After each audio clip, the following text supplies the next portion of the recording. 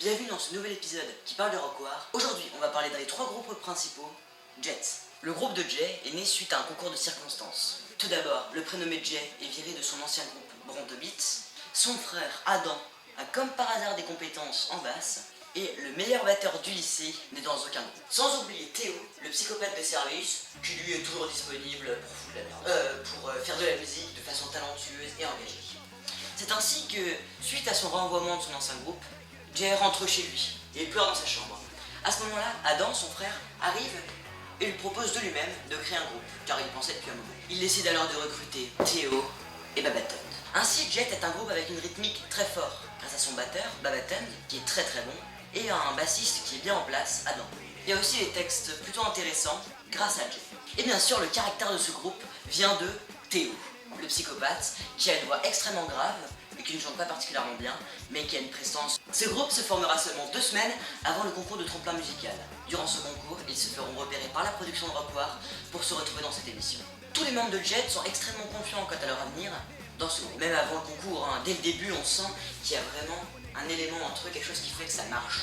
Bon, Jet, pendant les tournages, est aussi le groupe qui fout le plus le bordel, notamment grâce à Théo et Adam, qui sont deux bons récidivistes. Théo crame des voitures et vole des gens sans trop d'impunité, et surtout c'est un boxeur de haut niveau.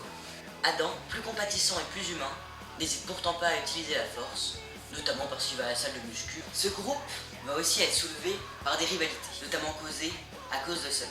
Alors là, je m'adresse uniquement aux gens qui connaissent vraiment bien la série, parce que sinon vous allez rien comprendre.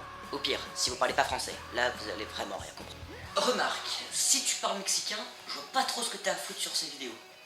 Donc casse-toi. Bon, allez les enfants, on se calme. On reprend où on en était. Ce groupe est traversé par une jalousie amoureuse entre Babaton, Jay et Adam. À cause de Summer est à la fois belle, quoique un petit peu négligée, et chante très bien. Elle attire donc la convoitise. Maintenant la question de l'âge. Summer a 14 ans, Jay en a 13, Adam en a 15, et Babaton doit en avoir 14. Selon moi, cette convoitise amoureuse pourrait vraiment être utilisée dans le 3e tome. Car là, elle n'est pas très exploitée. À part en disant que Adam et Babaton sont à l'aise avec les filles, et que Jay lui est plutôt en mode petit timide, et pourtant, c'est lui qui arrive à sortir avec Summer, notamment grâce à son cerveau fonctionnel, comme le dit si bien Summer. Maintenant, on va passer sur une section un peu plus personnelle, c'est mon avis. Ce que je pense va se passer dans les prochains tomes pour ce groupe. Déjà, il va y avoir cette rivalité amoureuse qui risque de séparer le groupe selon moi. Tout comme le groupe de Summer est divisé par le fanboyisme autour de Summer, ce groupe-là va être divisé à cause de l'histoire amoureuse. Perdant ainsi l'union forte de ses membres, Jet risque de descendre dans les chiffres et risque d'être de moins en moins performant. L'écrivain de la série, Robert Muchamore, a lui-même dit qu'il pensait virer un des 3 groupes. Mais bon, virer Jet serait quand même une erreur, je pense,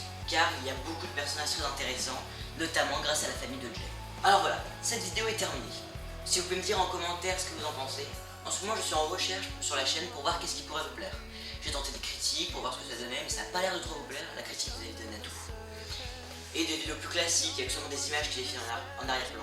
Et il y a pas longtemps, j'ai publié un montage bien what the fuck sur la Corée du Nord. Et j'ai eu des retours un petit peu violents. Enfin, vous irez voir les commentaires. Merci.